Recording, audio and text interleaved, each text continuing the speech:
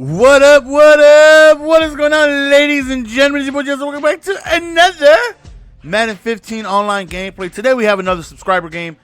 I have the Redskins. Definitely a very, very, very fun team to use. A lot of speed, dude. A lot of speed. And my opponent's going with the Eagles, and I hate going up. I've always hated going up against the Eagles. Why? Because they're so damn good when it comes to Madden. Like, LeSean McCoy is one slippery, slimy, non-tackleable bastard. Like, I always struggle against him. Thankfully, they lost Desean Jackson, because Lord knows, if they still had D-Jax with Macklin and McCoy and, oh, Lord, at least when they lost Jackson, like, I could care less, because it's not benefiting or hurting the 49ers. But when they lost Jackson, the first thing that came to my mind, oh, yes, now the Eagles will be a little easier to beat in Madden. So, actually, what's crazy is that we have Jackson going up against his former teammates. And, you know, right here, man, just trying to do what it is we do, baby. Dink and dunk my way down the field. I dink and dunk, you dink and dunk. We all dink and dunk. So, right there, we end up throwing to Roberts over the middle, which is, you know, usually not my forte. You guys know I like to keep it, you know, pretty short when it comes to playing Madden 15. And right there, it's a fumble. And he recovers, and Dan is like, oh, great. Now we got to deal with Shady. I fumble more than anybody in this game. It's extremely frustrating, especially when I'm driving downfield. It's like, okay, first play of the game, if I would fumble, it would suck, right? But to work my way downfield, getting scoring position, and then fumble, that's butt cheeks. Right there, thankfully, he was overthrown. And on offense, you know, we're running Oakland, and on defense, we are a beautiful throw right there. And on defense, we are running multiple defense, which is a snippet. We're running a handful of blitzes out of Dream's blueprint defense. So right here, he decides to run the ball, and look at the juke. Yo, McCoy is such an amazing Madden player. Him and what damn, did Cooper just hit stick me? Was that Cooper or Selleck, or I don't know, some big ass dude over there just hit stick the hell out of me. Damn, whoa, I'm gonna need you guys to relax. So we're down 7-0, and of course, right, I'm frustrated, right? Who wouldn't be? Fumbles suck. Interceptions, most of the time, it's your fault. You know, when you throw an interception, it's either a bad read or a bad throw. You know, most of the time, it's like, I shouldn't have thrown it, my fault. Fumbles, you know, you can't really prevent, you know, and it's very frustrating. That's by far the most frustrating turnover in the game.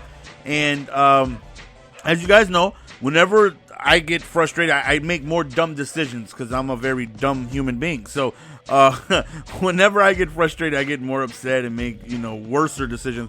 Like right there, it's dropped on 3rd and inches, and it's like we're about midfield. It's like, you know what, YOLO, go for it, and we end up getting it. So that right there was big to continue the drive right there. So right here, you know, one thing I am good at in Madden, which isn't, you know, I'm not good at too many things, but one of the things I am good at is clock management. So I definitely want to try and make this the last possession.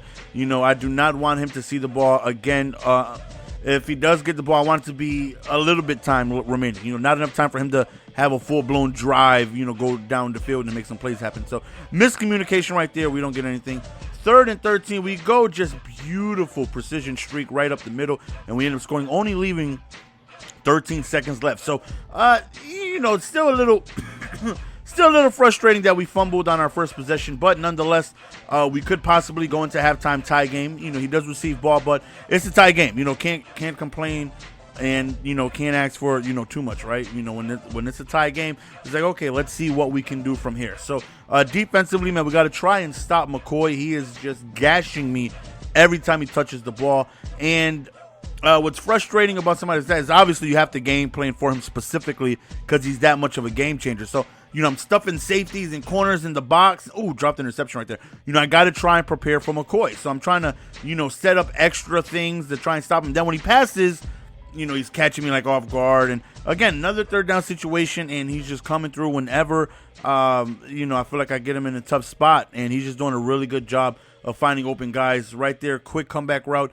Again, man, he is just doing a good job of moving the ball. We stop him right there on 4th and 4, and he decides to punt the ball. And I think I've played a handful of subs already this year, and I think they do that out of, like, respect, or, you know, they, you know, just don't want, because most of the time, unless I reach around midfield level, I put the ball. You guys know fourth down swag. Live it, learn it, love it.